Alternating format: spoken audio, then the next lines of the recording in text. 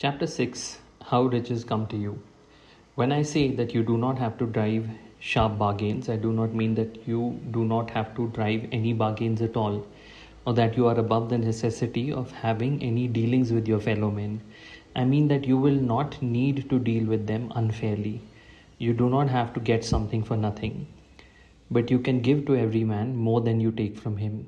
You cannot give every man more in cash market value than you take from him, but you can give him more in use value than the cash value of the thing you take from him.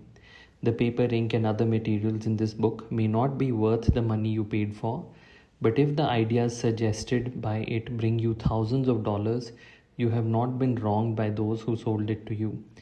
They have given you a great use value for a small cash value. Let us suppose that I own a picture by one of the great artists, which in any civilized community is worth thousands of dollars. I take it to Baffin Bay and by salesmanship induce an Eskimo to give a bundle of furs worth $500 for it. I have really wronged him, for he has no use for the picture.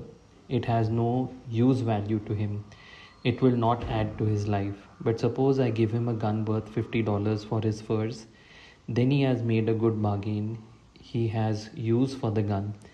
It will get him many more furs and much food. It will add to his life in every way. It will make him rich. When you rise from the competitive to the creative plane, you can scan your business transactions very strictly. And if you are selling any man anything which does not add more to his life than the thing he gives you in exchange, you can afford to stop it. You do not have to beat anybody in business, and you are in a business. And if you are in a business that does beat people, get out of it at once. Give every man more in use value than you take from him in cash value. Then you are adding to the life of the world by every business transaction. If you have people working for you, you must take from them more in cash value than you pay them in wages. But you can also organize your business that it will be filled with the principle of advancement, and so that each employee who wishes to do so may advance a little every day. You can make your business do for your employees what this book is doing for you. You can also conduct your business that it will be a sort of ladder by which every employee who will take the trouble may climb to riches himself, and given the opportunity, if he will not do so, it will not be your fault. And finally, because you are to cause the creation of your riches from formless substance which permeates all your environment, it does not follow that they are to take shape from the atmosphere and come into being before your eyes. If you want a sewing machine, for instance, I do not mean to tell you that you are to impress the thought of a sewing machine on thinking substance until the machine is formed without hands in the room where you sit or elsewhere. But if you want a sewing machine, hold the mental image of it with the most positive certainty that it is being made or is on its way to you. After once forming the thought, have the most absolute and unquestioning faith that the sewing machine is coming. Never think of it or speak of it in any other way than as being sure to arrive. Claim it as already yours. It will be brought to you by the power of the Supreme Intelligence acting upon the minds of men. If you live in Maine, it may be that a man will be brought from Texas or Japan to engage in some transaction which will result in your getting what you want. If so, the whole matter will be as much to the man's advantage as it is to yours. Do not forget for a moment that thinking substance is through all, in all, communicating with all, and can influence all. The desire of thinking substance for fuller life and better living has caused the creation of all the sewing machines already made, and it can cause the creations of millions more, and will,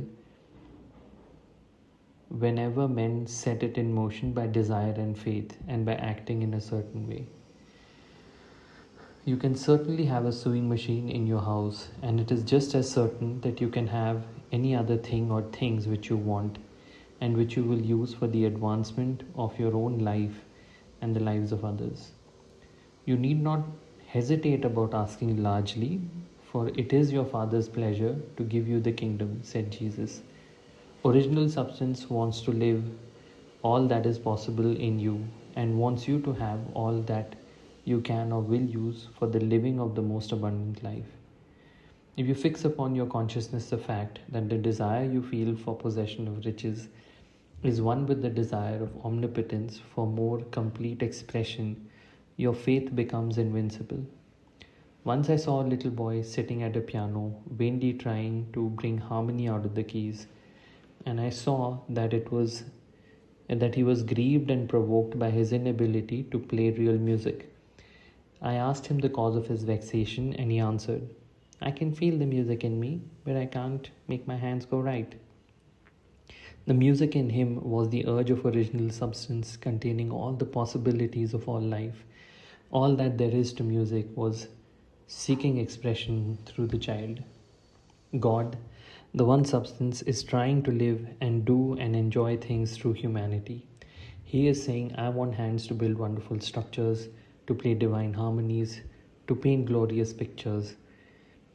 I want feet to run my errands, eyes to see my beauties, tongues to tell the mighty truths and to sing marvelous songs, and so on. All that there is of possibility is seeking expression through men. God wants those who can play music to have pianos and have other instruments and to have the means to cultivate their talent to the fullest extent. He wants those who can appreciate beauty to be able to surround themselves with beautiful things. He wants those who can discern truth to have full opportunity to travel and observe. He wants those who can appreciate dress to be beautifully clothed and those who can appreciate good food to be luxuriously fed. He wants all these things because it is Himself that enjoys and appreciates them. It is God who wants to play and sing and enjoy beauty and proclaim truth and wear fine clothes and eat good foods. It is God that worketh in you to will and to do, said Paul.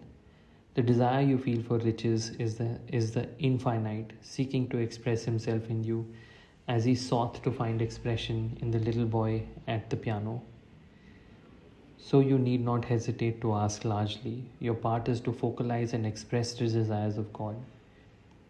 This is a difficult point with most people. They retain something of the old idea that poverty and self-sacrifice are pleasing to God. They look upon poverty as part of the plan, a necessity of nature.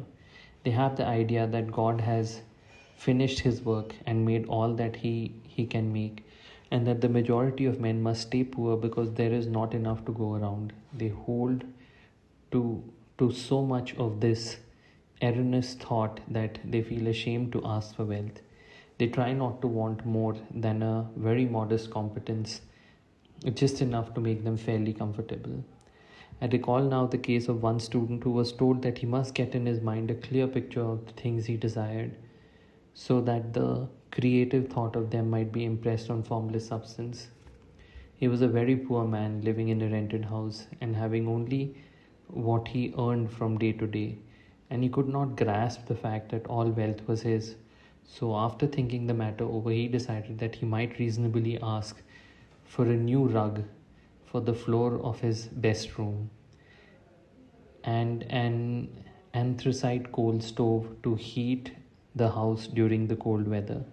Following instructions given in this book, he obtained these things in a few months. And then it dawned upon him that he had not asked enough. He went through the house in which he lived and planned all the improvements he would like to make in it. He mentally added a bay window here and a room there until it was complete in his mind as his ideal home. And then he planned its furnishings. Holding the whole picture in his mind, he began living in a certain way and moving towards what he wanted.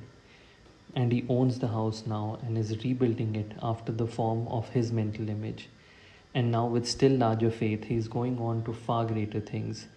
It has been unto him according to his faith, and it is so with you and with all of us.